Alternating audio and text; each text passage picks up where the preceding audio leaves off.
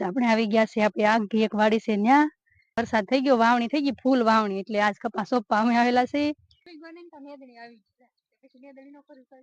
મારે છે ને શોભાબેન મારે ચેલેન્જ છે તો તમે કોમેન્ટમાં જરાક કહી દેજો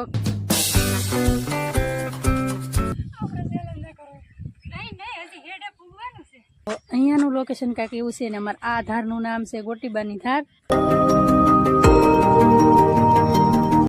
હેલો દોસ્તો જય સિયારામ બધાને સ્વાગત છે ફરી એક નવા વ્લોગમાં તો આજ આપણે આવી ગયા છે આપણે આગી એક વાડી છે ન્યા પેલા તો વાડી દેખાડી દઉં તમને ને પછી અમે કામ શું કરવા આવ્યા છે એ કહું તો આ આપણી છે વાડી અને આજ થઈ ગયો છે વરસાદ થઈ ગયો વાવણી થઈ ગઈ ફૂલ વાવણી એટલે આજ કપાસ સોંપવા અમે આવેલા છે તો અમારા શોભાબેન પેલા નેદણી કરે છે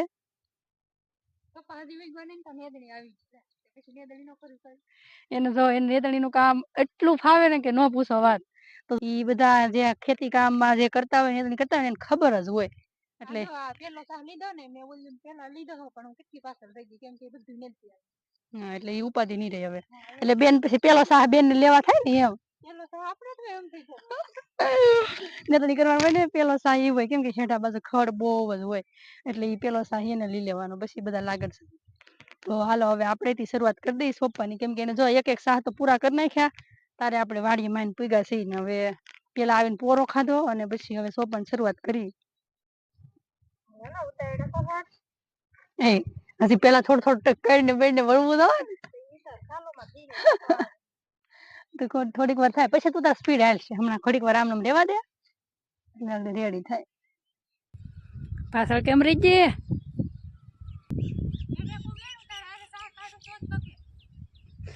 પછી પાછળ રીતે બાનું કાઢે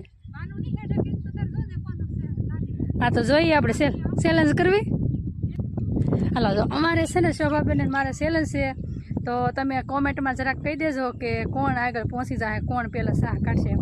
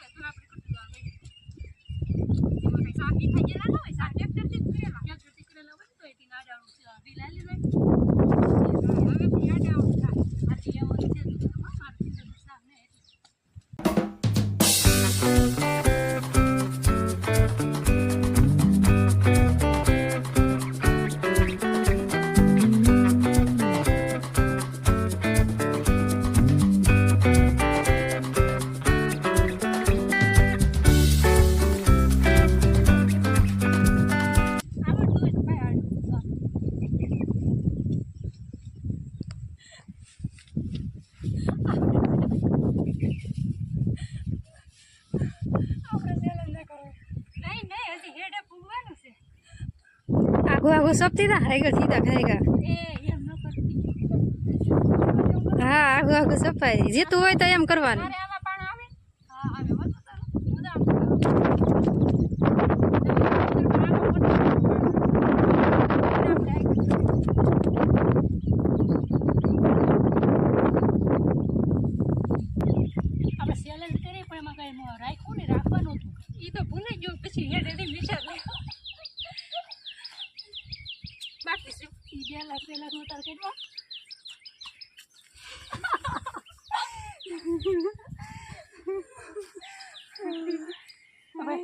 अन्याय क्यों भाई जो मतलब भाई विनर આપણે બે તો મૈત્રી કહેવાય એમાં તો અન્યાય કરી ગઈ ખબર હે ને મારે ખાલી બે છોડવા હાટું રહી ગયું બે છોડવા ને ના આગળ ને કણાયા પાંચ છોડવા પાછળ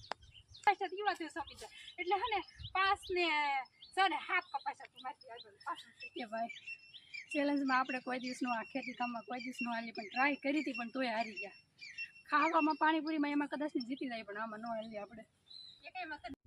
તો ફાઇનલી આપણે જો કપાસ હવે સોંપાઈ ગયો છે અને આપણને હવે હાશ એમ થઈ ગયું. તો આ એક આપણી વાડી છે એનું નામ છે ખાખરાવાડી અને ખાખરાવાડીનો કપાસ સોંપાઈ ગયો અને હજી એક વાડી બાકી છે પણ એ આપણે પછી અહીંથી પછી જઈને સોંપવાનું છે. તો આપણે જો હવે ખાખરાવાડીથી અહીંયા આપણી મછલી વાડી હતી ખલ ત્યાં આવી ગયા છીએ. તો વાવતા વાવતા આપણે આ બેનના બચ્ચા પાસે આવી ગયા છીએ. બચ્ચા ને તો ઈંડા જ છે.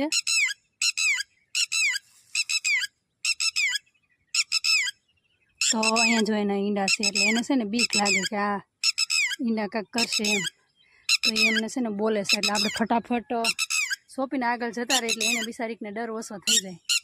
અને વરસાદે ચાલુ થઈ ગયો છે એટલે ફટાફટ અમે ઉતાવળ તો સેજથી તો કપા હવે સોંપાઈ ગયો છે. અને અહીંયા જુઓ